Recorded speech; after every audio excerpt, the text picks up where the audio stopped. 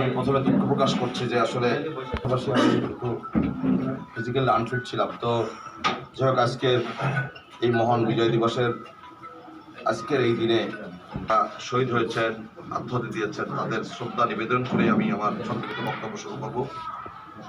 কমিটিতে রয়েছেন যারা আমাদের সহযোদ্ধা সাংবাদিক বন্ধুরা রয়েছেন, সবাইকে আমার ব্যক্তিগত তরফ থেকে এবং দৈনিক পাঞ্জেরি পরিবারের পক্ষ থেকে, সাপ্তাহিক আমার জন্ম পরিবারের পক্ষ থেকে এবং ঢাকা সাংবাদিকদের পক্ষ থেকে রক্তিম শুভেচ্ছা, অকৃত্রিম শ্রদ্ধা, ভালোবাসা।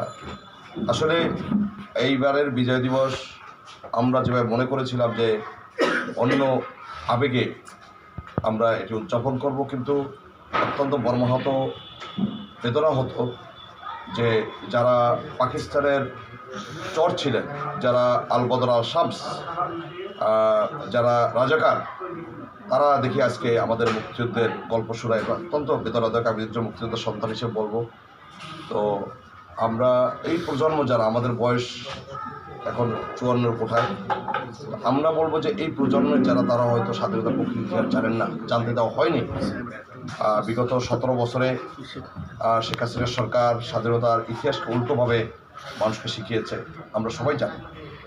তো আমরা যদি বলতে চাই যে যারা একেবারে তরুণ, তাদেরকে বলবো, যারা তরুণ শিক্ষার্থী, যারা একেবারে মানে কোমলমতি শিক্ষার্থী, যাদের বয়স 30, 35, 50-এর নিচে, তারাও প্রকৃত ইতিহাস কিন্তু জানে না। প্রকৃত ইতিহাস হচ্ছে এটাই যে পাকিস্তানের শাসক গোষ্ঠী আমাদের অধিকার কেড়ে নেওয়ার চেষ্টা করেছে।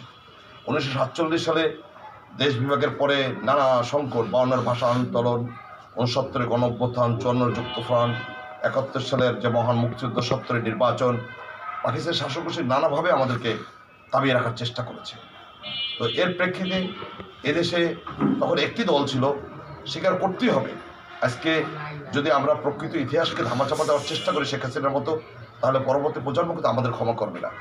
তখন এই যে পতিত স্বৈরাচার শাসক শেখ হাসিনার সরকারের তার বাবা মরহুম শেখ মুজিবুর রহমান জাতিকে সংগঠিত অস্বীকার করার কোনো উপায় নেই। আমি দায়িত্ব নিয়ে কথা বলছি। কেউ যদি বেদনাহত হয়, আমার কিছু করার নেই। ইতিহাসকে তার নিজস্ব গতি চলতে দিতে হবে। 25শে মার্চ যখন আলোচনা নামে পাকিস্তানের শাসক গোষ্ঠী নিরস্ত্র বাঙালির উপরে যখন আক্রমণ করে, সেদিন কিন্তু রাজারবাগ পুলিশ লাইন, ইপিআর সহ বিভিন্ন স্থাপনা তছনছ করে দেওয়া হয়। তখন কিন্তু ওই রাতে মরহুম শেখ মুজিবুর রহমান গ্রেপ্তার হন, এটা আমরা সবাই জানি কিন্তু।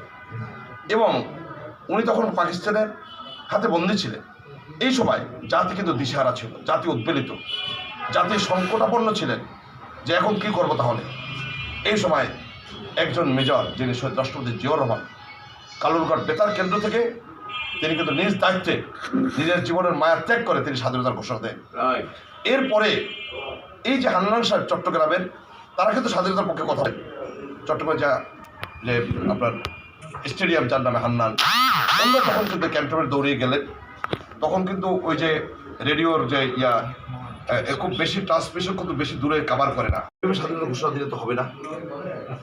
উনি তো আসলে কোনো চিন্তা করে ঘোষণা দেননি। জিয়াউর রহমান দেখলো জাতির এই অবস্থা, এই মুহূর্তে একটা কিছু করা দরকার, যেটা আমরা অনেকে করি না, যেটি এখন তারেক রহমান করছেন।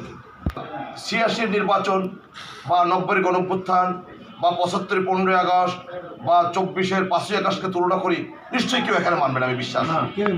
কারণ ইতিহাস তার অমোঘ গতিতে চলে।